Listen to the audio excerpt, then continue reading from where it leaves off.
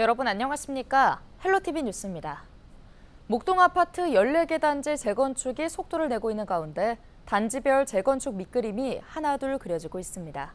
최근 5번째로 정비계획이 공개된 13단지는 역세권을 중심으로 한 개방형 대단지로 탈바꿈할 전망입니다. 김호 기자의 보도입니다. 양천구는 최근 재건축이 추진되고 있는 목동 13단지의 정비계획 수립 및 정비구역 지정안을 주민들에게 공개했습니다. 정비계획에 따르면 목동 13단지는 용적률 300%가 적용돼 최고 49층으로 건립되며 공공주택 550세대를 포함해 3,751세대가 들어섭니다. 기존보다 34층이 높아지고 1,471세대가 늘어납니다. 면적별로는 60제곱미터 미만이 729세대, 60에서 85제곱미터는 1,825세대, 85제곱미터 이상은 1,197세대가 건립됩니다. 이 300%의 실제 배치가 되는지를 확인하는 그런 계획안이라고 이해하시면 좋을 것 같고요. 이렇게 배치했을 때 나오는 세대수가 한 3,750세대에 나옵니다. 그중에 분양이 3,200세대 정도 되고요. 임대주택이 550세대 정도 나오는 계획안이 되겠습니다. 목동 13단지는 지하철 2호선 양천구청역과 인접해 있는 초역세권입니다. 이에 따라 건립되는 24개 동은 역세권 중심의 개방형 단지로 조성됩니다.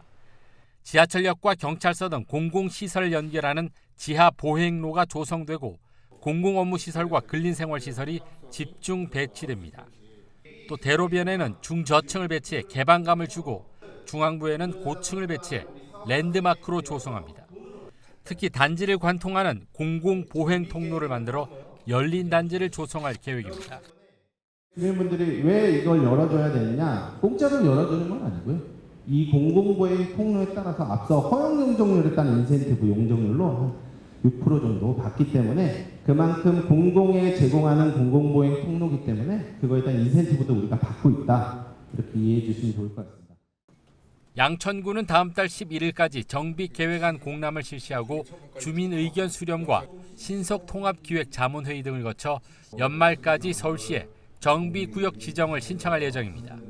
따라서 계획대로라면 내년 초 목동 13단지에 대한 정비구역 지정이 이루어질 전망입니다. 6단지가 정비계획 고시가 8월이가 됐으니까 그러면 내년 초에 고시가 되면 한 6개월 정도 차이밖에 안 생기는 겁니다. 그동안 여러분들께서 그 속도에 굉장히 갈증을 느끼셨는데 그 부분은 구에서 최대한 속도를 내고 있다는 말씀드리고 재건축이 추진되고 있는 목동 14개 단지는 13단지를 포함해 현재까지 5개 단지의 밑그림이 그려졌습니다. 정비구역 지정이 이루어진 6단지를 필두로 내년 초에는 정비구역 지정이 잇따를 전망이어서 목동 아파트 재건축 속도는 더욱 탄력을 받을 전망입니다. 헬로티비 뉴스 김호입니다. 한 차례 부결됐던 이호철 문학관 설치 운영에 관한 조례안이 21일 은평구의회 행정복지위원회를 통과했습니다. 해당 조례안은 고 이호철 작가의 문학 정신을 구민과 함께 공유하는 문학관을 조성해 다양한 장르의 전시와 공연, 강연을 통해 문학에 대한 대중의 접근성과 확장성을 도모하기 위해 제안됐는데요. 조례안에는 문학관의 기능과 시설 운영, 관람 등 문학관 설치 운영에 필요한 사항이 담겼습니다. 하지만 은평구의회 행정복지위원회는 지난달 4일 조례안 심사에서 문학관 운영 방식이 모호하게 명시돼 있다는 등 운영 계획이 미비하다는 이유로 해당 조례안을 불결시켰습니다. 이에 은평구는 민간 위탁 논란이 제기된 내용 등 조례안 일부 조항을 수정 삭제해 구의회에 재심의를 요청했으며 재심의 결과 가결됐습니다. 은평구의회는 오는 25일 열리는 본회의에 해당 조례안을 상정해 심의 의결할 예정입니다. 이호철 문학관은 은평구 대조동 청년주택 2층에 들어서며 다음 달 초 개관 예정입니다. 은평 청년체육대회가 다음 달 2일 은평 다목적 체육관에서 열립니다. 은평구는 청년들의 즐거운 일상과 건강한 운동문화 확산을 위해 지역 청년들을 대상으로 한 체육대회를 마련했는데요. 은평 청년체육대회는 가위바위보 달리기, 단체 줄넘기, 다람쥐 쳇바퀴 등으로 진행됩니다. 일기 신도시들은 지역 여건에 따라 300에서 350% 기준 용적률로 재건축을 준비하고 있습니다. 도시별 16,000가구에서 56,000가구를 추가 공급하는 계획인데요. 늘어나는 주택 대부분은 소형일 것으로 보입니다. 중동 신도시도 마찬가지입니다. 이관성 기자의 보도입니다. 부천시가 노후계획도시 특별법을 통해 계획한 중동 신도시 정비 기준 용적률은 350%, 현재 평균 용적률 216%를 130% 이상 끌어올리는 계획인데 1기 신도시들 가운데 가장 높습니다. 부천시는 노후계획도시 정비를 통해 현재 5만 8천 가구 규모인 중동 신도시에 2만 4천 가구의 주택을 추가 공급할 계획입니다. 인구는 현재 14만여 명 규모에서 18만여 명까지 증가할 것으로 보고 있습니다. 이렇게 되면 노후계획도시 정비 후 중동 신도시의 가구당 평균 세대원 수는 현재 2.4명에서 2.2명으로 줄어듭니다. 3, 4인 이상 가족 중심으로 만든 도시가 1, 2인 가족 중심 도시로 바뀌어가는 모습입니다. 주택 추가 공급과 인구 증가만을 보면 중동 신도시 증가주택의 평균 세대원 수는 1.67명입니다. 늘어나는 주택 대부분 1, 2인 가구가 사는 소형 주택일 가능성이 크다는 얘기입니다. 분양가가 계속 올라 소형 주택 수요가 증가하는 상황도 현실을 뒷받침하고 있습니다. 개별 세대의 면적을 더 크게 만들수록 분양가 자체도 올라가는 부분이 있기 때문에 향후 일반 분양에 들어갔을 때 적용되는 분양가를 감안하게 된다면 아무래도 증가하는 세대들의 규모를 조금 더 작게 가져가는 것도 1, 2인 가구 중심의 소형 주택 증가는 중동 신도시만의 계획이 아닙니다.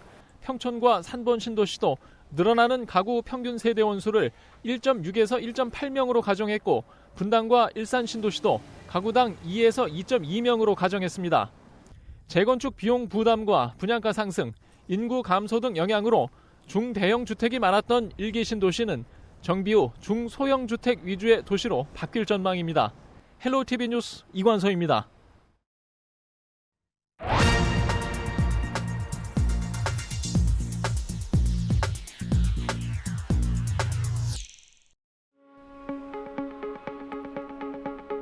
심각한 저출생 문제로 국가의 존립마저 위태롭다는 걱정이 쏟아지는 요즘 한 가닥 희망을 가질 만한 소식이 전해졌죠.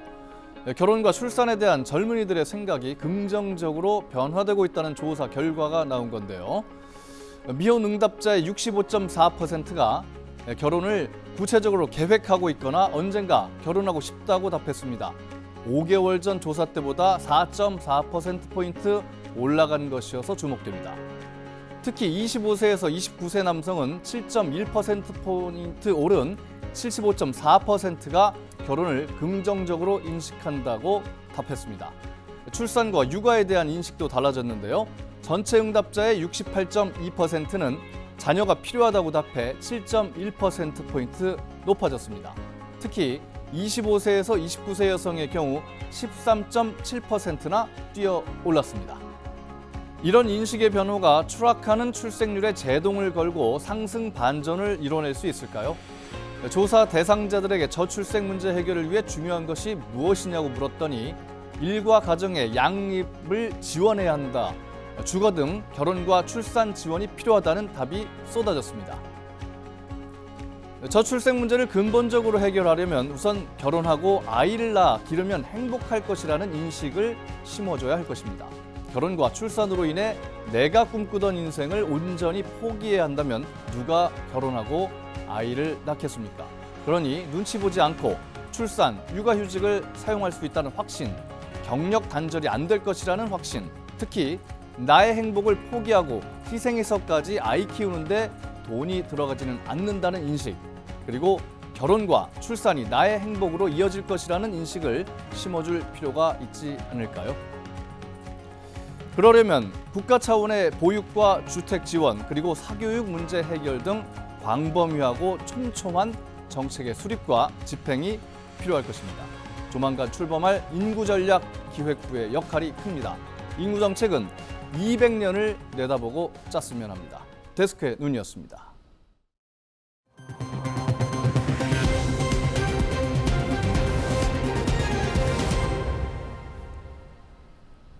관세청 인천공항본부 세관이 지난 8월 마약을 건강기능식품으로 위장해 국제우편으로 밀수입하려던 일당을 적발했는데요. 추가 수사를 통해 던지기 수법에 쓰인 마약들을 찾아냈습니다. 인천공항세관은 마약 국제우편물 수취자의 실거주지 수색 과정에서 마약류 소분과 은닉 도구를 발견하고 수색 끝에 주택가 화단과 빌라 양수기함 등지에 숨겨놓은 마약들을 추가 발견했는데요. 수사 결과 피의자는 몰래 들여온 마약을 소분해 풍선에 넣은 뒤 자신만 아는 주택 화단이나 빌라 양수기함 같은 여러 장소에 숨기고 SNS를 통해 판매해온 것으로 드러났습니다. 경기도가 지난 21일 북부청사 2층 상황실에서 경기 북부 특별자치도 설치를 위한 민관합동추진위원회 회의를 개최했습니다. 회의에는 15명의 민관합동추진위원이 참여했는데요. 특히 이날 위원회는 8명의 신규 위원에게 위촉장을 수여하는 한편 소통과 협력 체계 강화를 위해 위원수를 조례상 30명까지 확대하기로 했습니다. 뿐만 아니라 NGO 협력분과를 신설해 지역사회와 공감대를 강화하기로 했습니다. 임태희 경기도교육감이 지난 21일 경기도 학생 먹거리의 인건비를 부담한다고 밝혔습니다. 앞으로 기초지자체의 재정과 관계없이 학생들은 급식을 정상적으로 먹게 됐는데요. 임태희 교육감은 세수 부족에 따른 재정 악화를 토로하며 학교 급식 경비 분담 비율 조정을 요청하는 기초지자체의 의견을 적극적으로 수용해 이같이 결정했다고 강조했습니다. 도교육청은 안정적인 학교 급식 경비 분담 협력 강화를 위해 기초지자체 전체의 학교 급식 경비 분담을 단계적으로 일괄 하향 조정하기로 했습니다. 경기도교육청은 오는 2025년부터 2026년까지 인건비를 기초지자체 분담에서 제외할 계획입니다.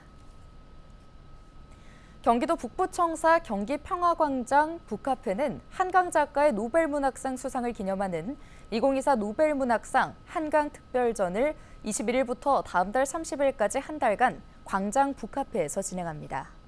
특별전에는 채식주의자, 소년이 온다, 작별하지 않는다, 히라버 시간 등 7종, 총 70권이 전시되는데요.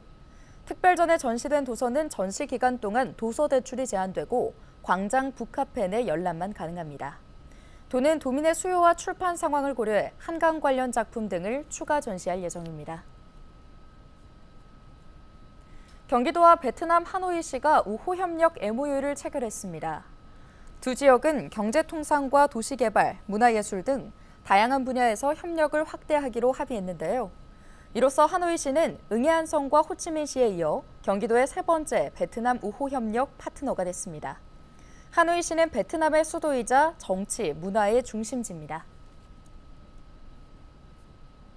인천시가 대규모 재난 발생에 대비해 오는 25일 오후 2시부터 인천 소방본부, 송도소방서, 연수구와 함께 부영 송도타워에서 재난 등 안전한국훈련 및 긴급구조종합훈련을 실시합니다.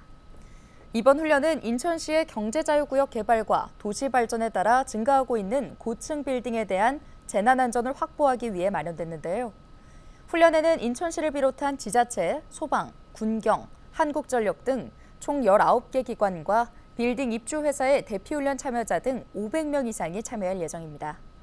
인천시는 이번 현장훈련이 시민들에게 재난 대응을 체험할 수 있는 좋은 기회가 되길 바란다며 부영 송도타워 인근 주민들의 적극적인 참관을 기대한다고 밝혔습니다. 인천시가 야생동물을 통한 광견병 예방을 위해 광견병 미끼 예방약을 대량 살포합니다. 인천시는 사전 수요 조사를 바탕으로 22일부터 너구리, 오소리 등 야생동물 출몰 지역과 민원 발생 지역 등 29개 지점에 미끼 예방약 1,900여 개를 살포한다고 밝혔는데요. 예방약은 어분으로 만들어진 갈색의 사각형 블록 안에 백신이 들어가 있는 형태로 섭취 시 점막 상피를 통해 백신이 투약되는 원리입니다. 미끼 예방약은 반려동물이 먹더라도 안전한 것으로 입증됐지만 사람이 미끼 예방약을 만지는 경우 채취가 묻어 야생동물이 먹지 않거나 간혹 가려움증 등이 나타날 수 있습니다. 인천시는 광견병의 매개체인 너구리는 유해 야생동물로 분류돼 있지 않아 포획은 금지돼 있다고 설명했습니다. 오늘 준비한 소식은 여기까지입니다. 함께해 주신 여러분 고맙습니다.